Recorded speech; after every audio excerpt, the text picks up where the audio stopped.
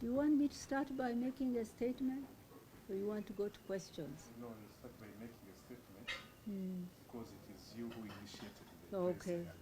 right.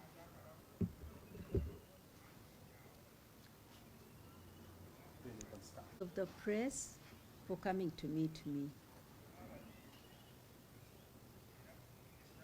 I asked to meet you because I want to speak to my fellow Ugandans and even to those outside Uganda and express my concern, deep concern, as the spouse of Dr. Kizza Besigye, my concern for him and his friend, Haj Obed Kamlegeya, who are in Luzira Upper Prison. I'm concerned because, first, in the manner in which they were abducted by security operatives, abducted from Nairobi and brought in middle of the night. They were sat on. They were two old men. They are both old men in their 60s. Had two men sitting on them for more than 500 kilometers and dumped into a military prison. Following protests, they were moved to Luzira Upper Prison. There, I'm now concerned about the plans that may be being hatched against them at Luzira Prison. Why am I suspicious? I'm suspicious because on the first day that Dr. Kizza Besigye arrived at Luzira Prison, he found the long-standing commander of Luzira Upper Prison, a man called Mr. Mbazira, handing over on that day to a new commander of the prison. Mr. Mbazira had been asked on that day to hand over immediately and to go for training. It seemed suspicious that should happen on the day Kizza Besigye arrives. What made it even more suspicious is the person appointed to take over from Mr. Mbazira, who's a senior prisons officer who served a long time and heading the biggest prison in Uganda, is now replaced by a young man who, in my view, looks like in his 30s, who went for training as a prisons officer only in 2020. If you consider that it takes about 1.5 years to complete training as a prisons officer, then that means he hasn't even served 3 years in the prison service. He's now the head of the biggest prison in Uganda. Why? Why does that happen on the day Besigye arrives? That this senior prisons officer is told to hand over immediately to a very young Munyankole prisons officer who is clearly a junior. Why? Now, as if that was not bad enough, we got information, we were informed at the prison that for a whole month, the prison is closed to visitors. Imagine, in a holiday season, Christmas season, that the prisoners there will not receive visitors because the officers are on standby. This has never happened before. Besigye was a prisoner there in 2005. He was also before that kangaroo court called a military tribunal. I visited him at Luzira Prison every 2 or 3 days throughout the Christmas season, throughout January. He was released on the 2nd of January. But we visited him. Boxing Day, I was there with my son Anselm to visit him. And there were other people visiting their prisoners. Why did they decide now that now the prison is shut to visitors? I went and saw the Commissioner General of Prisons on Tuesday.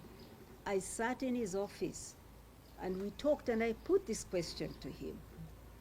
Then, to my surprise, he says, no, I haven't stopped visitors. You can visit. I said, no, you have, because we've been to the prison. Then he called, he made some phone calls, and he said, no, Winnie, you are okay, you can go and visit your husband. I said, no, I'm asking for all Ugandans. Can all Ugandans with prisoners go and visit throughout this season? He didn't give me a good answer, clear answer. I left without a clear answer. But the next day, they issued a press release saying, visits are suspended, but you can bring food and leave it at the gate. I am not leaving Besigye's food at the gate without knowing who is taking it to him. What if they give him what's not what I haven't brought? Everyone wants to take their food and hand it to their person. So I'm protesting that. And I'm saying this not only for my prisoners, but for every other Ugandan who has prisoners there. They have the right, they should have the right to see their people and to give them food and whatever else they need. So, all this has made me suspicious about the intentions that the government has towards Dr. Kizza Besigye and Haj Obed Kamlegeya. I question their intentions. Why did they abduct him? When there were clear processes, legal processes for bringing them from Kenya to Uganda. And when it was also very clear that they are returning. Besigye has many cases here and he's always appearing in court. He travels, he comes and sees us and returns and goes to court. He was not a flight risk. Why did they have to abduct him? Why did they have to bring him in a prison and change the prison leaders? The prison leader. Why are they now saying for 1 month we must not see him? What do they want to do to him in that month? I'm asking. So I'm putting it to you, my fellow Ugandans. I'm putting it to the government. We are watching you. The whole world is watching you. Whatever happens to these two men, the world is watching you. You cannot do it in darkness. And I'm putting them on notice that I'm going to go to the prison, they can chase me away, and I will still come to the prison. It's my right to see my husband in prison. I know that he's not in the best of conditions. I am told by those who were able to go inside that he's locked behind like 6 levels of locks. You enter one and you lock, and you enter another and you lock 6 times before you reach a tiny little room where he's sleeping. That it looks more like a store than a room. I didn't want to complain about all of that. We were happy to wait until he goes to a proper court and seeks bail. But one thing after another is leading me to believe that these people who have abducted him have wrong intentions and want to harm him. So there it is. I'm putting it before all people, the entire world, to know that some harm is being done to these two men. Thank you.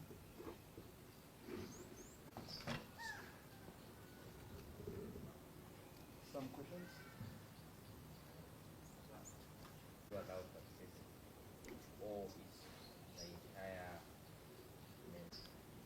He told me that I can go.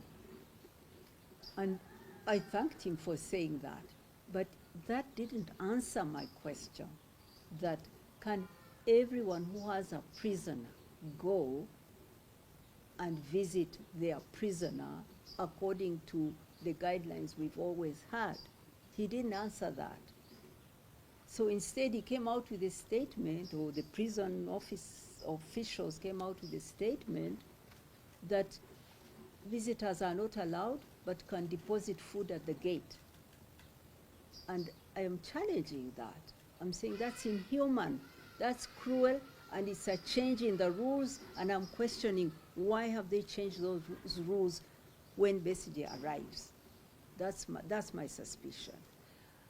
He has assured me that I can go, but I don't even trust his word. Because they say one thing and do another. Because they abducted him. Because they changed the leader of the prison.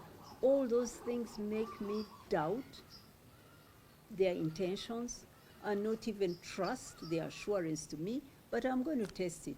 I'm heading there to see whether they'll let me in. And then the last time when was the last time you spoke? I saw him on Friday. How is he? He's well, thank God.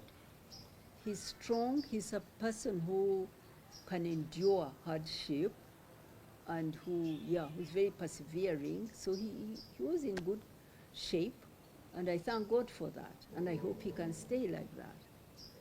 And then I would also want to know, did we share that condition? No, we didn't talk about that because, for him, he's he's a tough guy. He can put up with the harshest of conditions. But I did find out, because I asked those who have gone into the prison area and seen where he is. So I gathered my information from others, but he wasn't complaining. He was saying one thing he's not going to do is seek bail from the military court. He does not accept that he should be brought before a military court. So he is ready to stay on that floor in that prison, in that little store, until he is out of the military court, and he will seek bail in a civilian court. So he is ready to stay there. This particular facility where he is. No, as I told you, Besigye is not, he can endure. He is not complaining. He did not tell me about the conditions he's in. He just said, don't worry, I'm fine. I'm going to stay here until I can ask for bail from a civilian court. I will not, however harsh the conditions are here, I will not ask for bail from a military court. So he's prepared to put up with whatever is there. Right. Talk about the issue of changing officers. This is something that seems to be routine in the routines of the forces.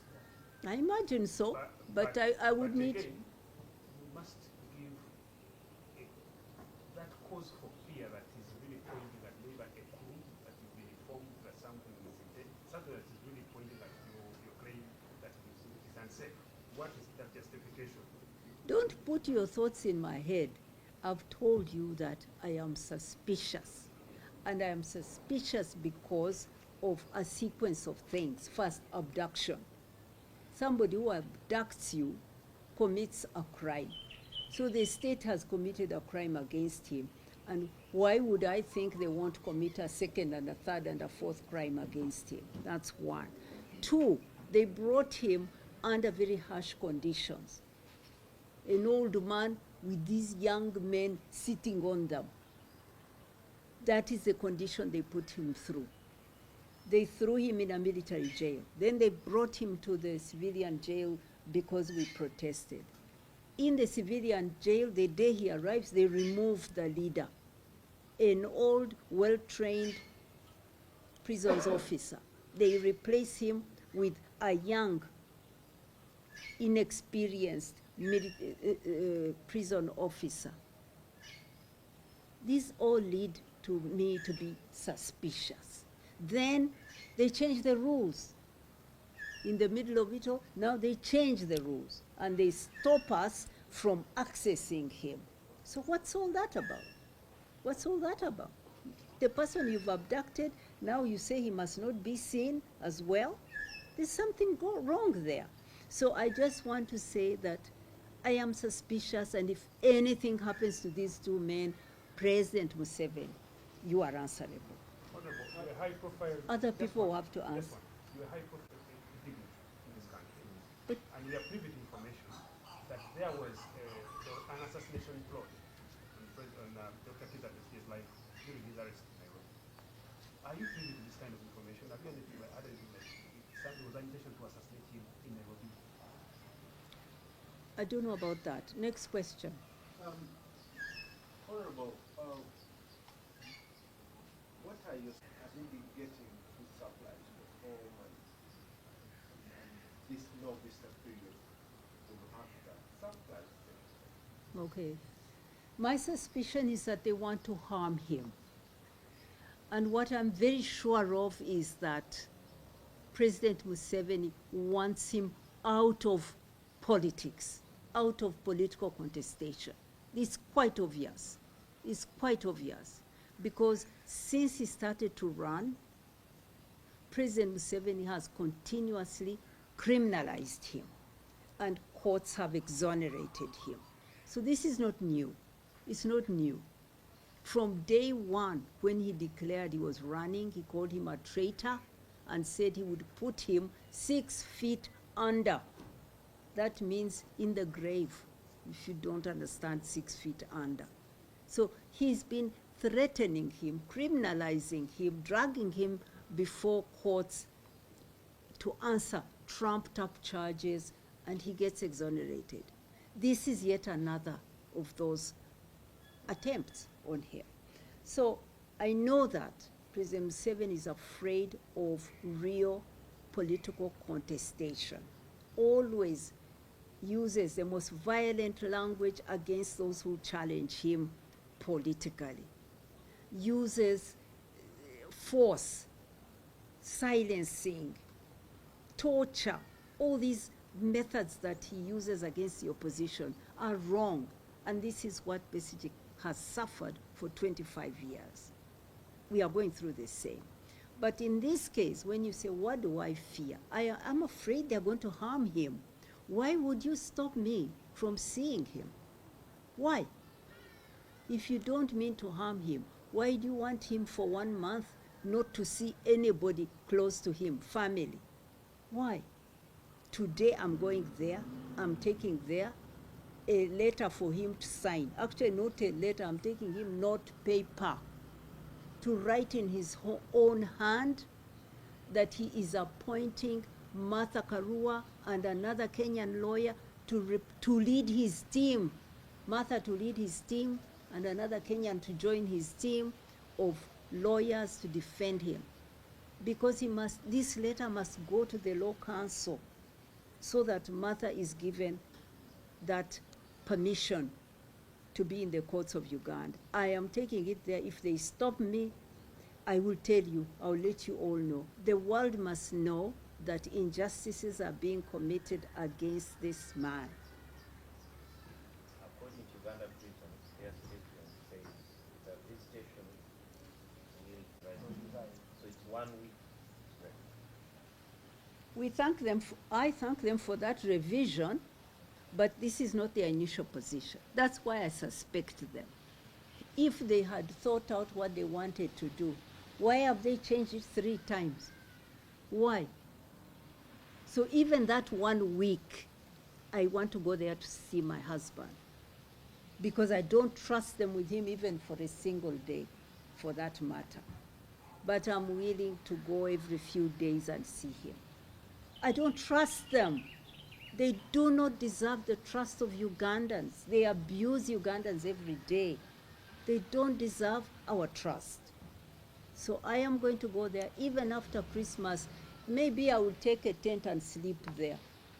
Maybe that's what they want. I pitch a tent at the gate until they let me in. I could do that. I'm very angry. I don't know how I can explain this. I feel it for Dr. Kizza Besigye, and I feel it for other prisoners. I feel the same anger for how other prisoners are being treated. And it's not about them, it's about Dr. Besigye, but they are going to suffer because Dr. Besigye is in the prison, because they want to hide him from us. That's not fair. That I've told you that Dr. Besigye was a prisoner there throughout the Christmas season in 2005. Yes, they go on standby. They don't open the prison on Christmas Day, for example, but we were able to visit them throughout that season. And now, what did they come out with? That they are locking it up for 1 month. That was their first position. I protested, then they said, you can bring food and stay at the gate. I protested, and then they said, now you can come, but we'll close it for 1 week. Isn't that suspicious? If it was standard practice, why would you change your position 3 times in 1 week?